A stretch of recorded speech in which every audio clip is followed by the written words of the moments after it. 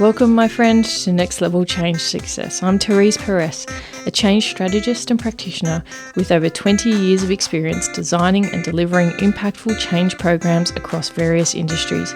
In this podcast, I share real-world practical strategies to help you create and deliver positive change experiences, whether you're a leader, practitioner, or someone looking to bring new ways of working to life.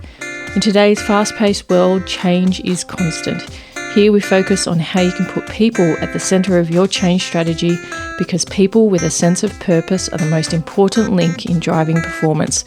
So if you're ready to create meaningful change and achieve all the success that comes with it, keep listening. Together, let's change the conversation and take it to the next level. Hello. Welcome to another episode of Next Level Change Success.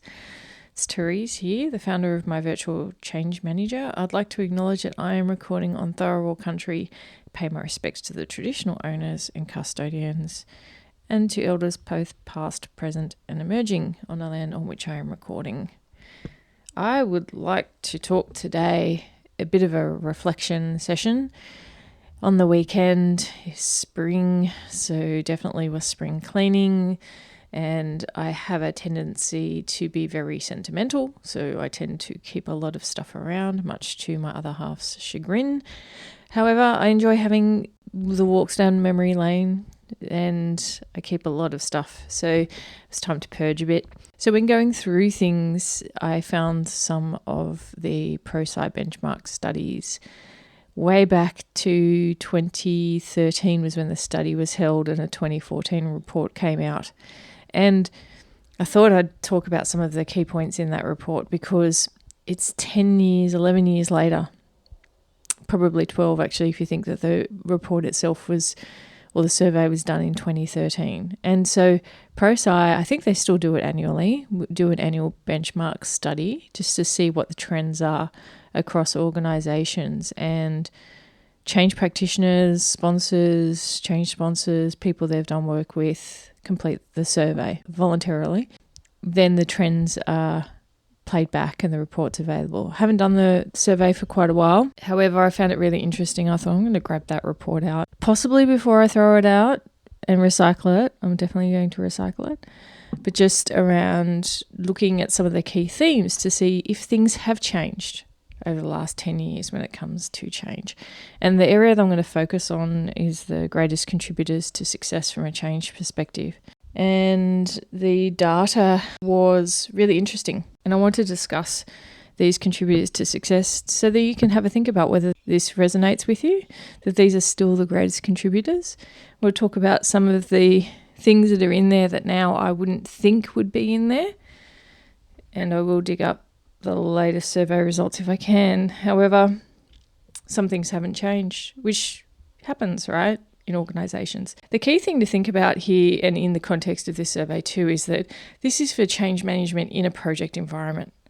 And even 10 years ago, projects were struggling even more so to understand what change was. And the fight for resources was a really hot topic, and it's one of the key things that is noted here as a greatest contributor to success. So let's go through the 7 that are here. It did talk about there was a slight change in ranking when these results came out. It said engagement and integration with project management, the 6th contributor in this list, was a new addition. And it doesn't surprise me. It's probably a result of the tension that started to arise between projects and change. So a project manager in the past, a lot would struggle with the challenges that the change manager might put on the table around effectiveness of a project, the approach that's being taken. And that tension can still arise because people still maybe don't understand those roles and the difference between the project management and change management. And if you go to my virtualchangemanager.com, I do talk about how change fits into the project environment. And I think I did a blog post on roles and responsibilities as well, and where the line starts and ends from project and change perspective, which I think is really important if you find yourself in that situation. So the first one was active and visible executive sponsorship. And I think this is still true. But I think the way that it used to take form about 10 years ago was executive leaders having enough time to talk to the change. And my experience in organisations is that now leaders are far more willing to lead it because they now understand the importance of their voice and lending it to the change. The interesting part is around middle management. That middle management are the key leadership level that you need even more engagement from. Knowing that the executive leadership, sure, be a voice piece. And I hate to say I don't want to downplay the role of the executive leader, but they are a spokesperson and ambassador for the change. But middle management, if you don't win over middle management, your change will not be embedded. If you don't spend the time with middle management, change won't be embedded. The resistance will play out. So it still resonates that you need your executive sponsorship and you need your executive support, especially for transformation. But you also need all of the executives on the same page together to see transformation. If you're doing transformative change, it's important that that leadership group are on the same page, supporting each other and really ambassadoring the change. The second area, structured change management approach. Interesting. So by having a clear, structured change management approach, it will set your program up for success. True when it comes to a project. If you don't have an approach that can integrate with project management, which is number 6 in this list, it's even more important. So now you've kind of got two structure type of conversations happening around how you're approaching change in a project. You can't wing it. You do need a structured approach.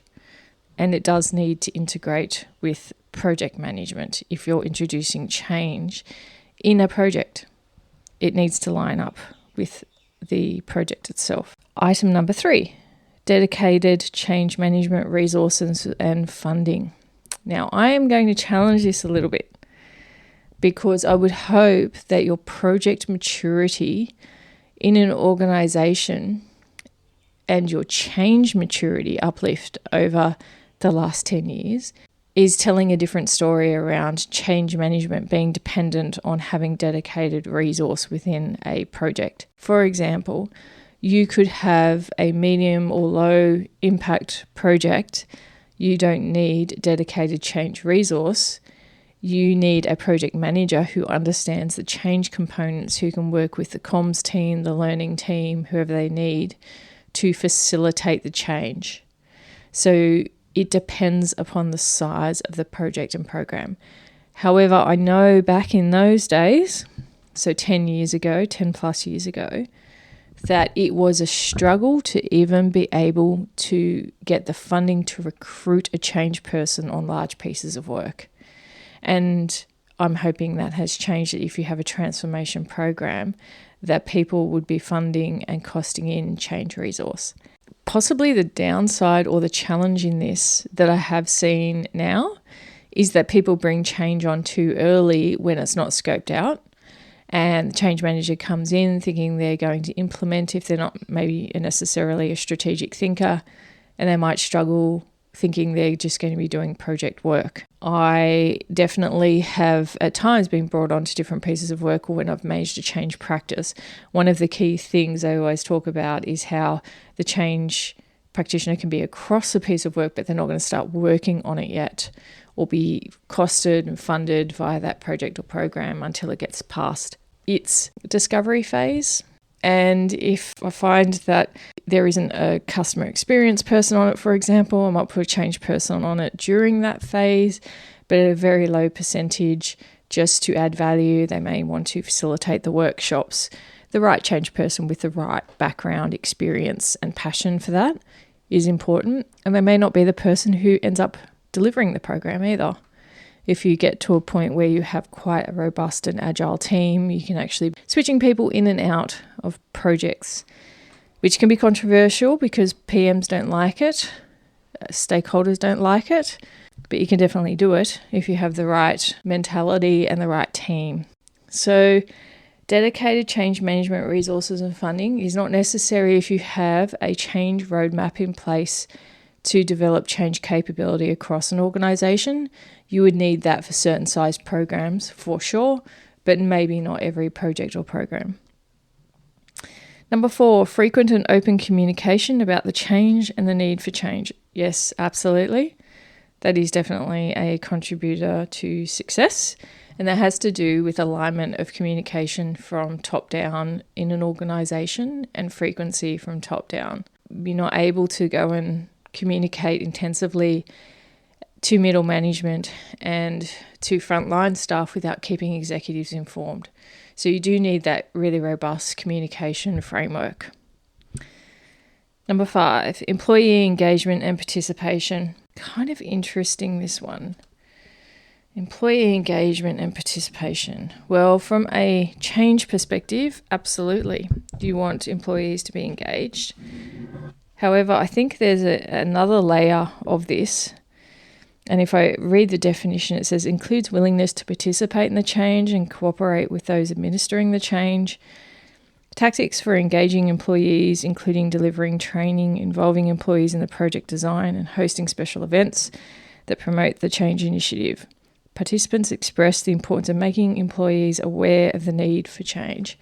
So I think this is now into the next layer where culturally engagement, so the engagement that the people, the employees, the team members have within organisation itself is a contributor to success or a detractor of success.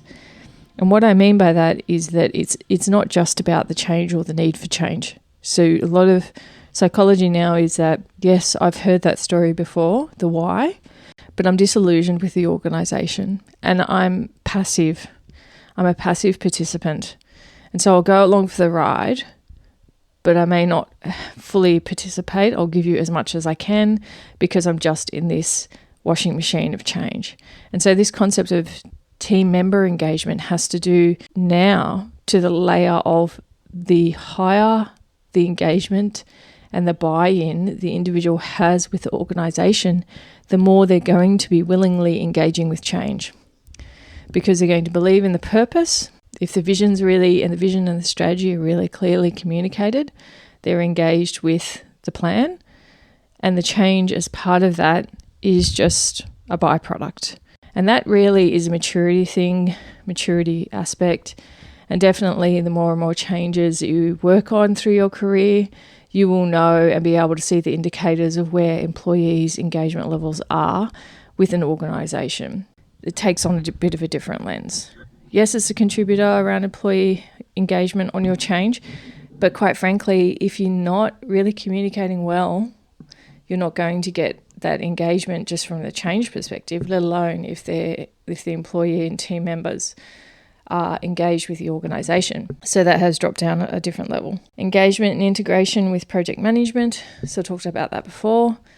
And at the point in time in 2014, this was very much because of project managers not really understanding change, and a lot still don't. And I'm going to be running a webinar soon for any PMs, BAs, anyone who's interested in how change works in a project environment, because I think that's really, really pivotal. And then the last is engagement with and support from middle management. Well, that now becomes, in my mind, in 2025, number one, around middle management, buy-in engagement, enabling middle management to lead the change. Everything else can be worked around. But if you're not really focusing on the middle management engagement and making sure that that really hits home, and if you're not hearing the feedback from middle management, that they're feeling comfortable, that the noise might come from middle management to begin with, but then once they are communicated with, engaged well, that noise tends to settle down, and then you get advocates for the change, and then you can bring that change in. And that really does make a difference regardless of the size of the change. So, interesting areas of success and those enablers for success. You could possibly hear the birds going off in the background. That's spring for you. Now, you would notice, and if you're thinking about enterprise change, if you're along the maturity spectrum when it comes to change, one of the key indicators for success would be the visibility of change across the organisation, so that you're able to either leverage other changes happening in your own change process, or that you're able to manage risk as part of that change and understand change capacity.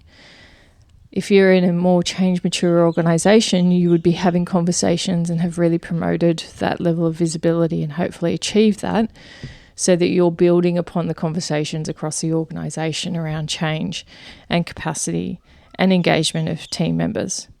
So a lot of these indicators are showing the maturity of change as a discipline across the world, because this survey was done across multiple countries, versus now.